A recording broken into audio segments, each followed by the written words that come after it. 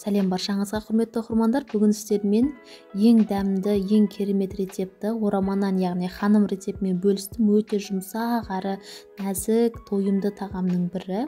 Міндетті түрде дайындап көріңіздер. Алдымен ыдысымызға мұздай суымызды, бір штук жұмыртқамызды жарамыз. Тағы да дәмдеріңізге қарай тұз саласыздар. Енді жақсылап біркелкі етіп, қолымызбен араластырып аламыз. Енді електен шығарылған ұнымызды 2-3 бөлікке бөліп салып, қамыр илеп аламыз жақсылап. Сіздерге толық рецепті описание бөліміне жазып қалдыратын боламын. Сол жақтан көрсеңіздер болады. Осы рецептімен міндетті түрде дайындап көріңіздер.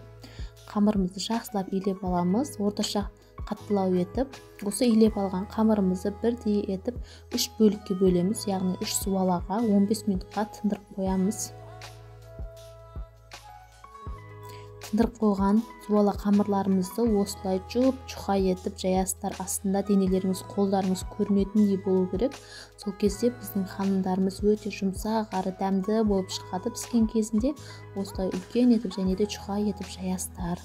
Енді үстіне сұйық май құйып жағып аламыз. Егер ішіне салынатын начинкаларыңыз, фарштарыңыз қатты майлы болса, аздау жақсаңыздар болады сұйық майды.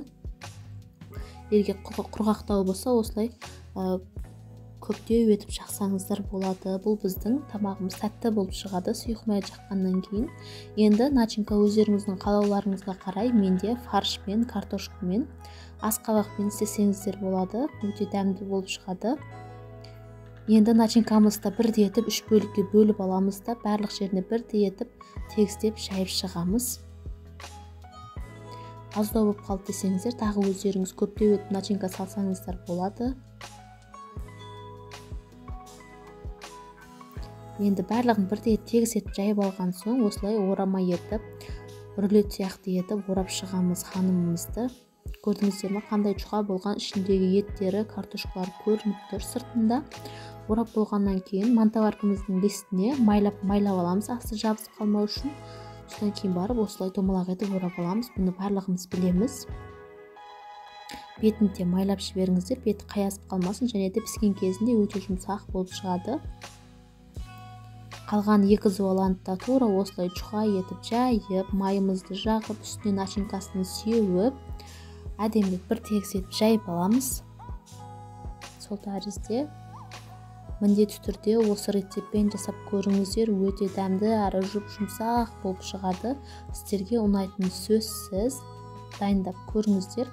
Парақшама тіркеліп, лайк басып кетуді ұмытпаңыздар. Ең керемет рецепті ханымның. Барлығын осылай орап пісіріп аламыз. 40 минутта пісіп шығады. Бізде мантаваркамызда су қайнап тұрған кезде саласыздар. 35-40 минутта пісіп шығады. Ең керемет рецепті. Барлығын үстін майлаймыз. Жаңағы айтып өткенде жұмсақ әрі беті қаясып қалмау үшін. Міне біздің ханым тағамымыз пісіп шықты. Қараңыздар, қандай жұмсақ кесіліп жатыр. Піскен кезде дәмін айтсаңыздар, иісі деген өте керемет болып шығады. Астарыңыз дәмді болсын. Міндетті түрде осы рецептпен дайындап көріңіздер. Легендерімізге салып, әдемілеп бетіне подлив жасасаңыздар болады. Арнайы немесе кетчуп, майонезбен, уксустармен, аджикалармен өте күшті кетеді. Бетіне сәндеп осылай зелень, укроп сепсеңіздер болады. Өте әдемі, естері хош иісті болып шығып тұрады. Міндетті түрде дайындап көріңіздер. Жаңағы айтып өткенде бетіне уксус сеуіп, аджикалармен, салаттармен жесеңіздер, тамақтарыңыз күшті болады. Дайындап көрулеріңізді кеңес беремін. Парақшама тіркеліп, лайк басып кетуді ұмытпаңыздар. Алдағы уақытта көптеген рецептілермен бөлісетін боламын. Парақшамда тағы да керемет тәттілердің, салаттардың, сусындардың, нандардың керемет рецептілер бар. Көрсеңіздер болады. Баршаңызға рахмет.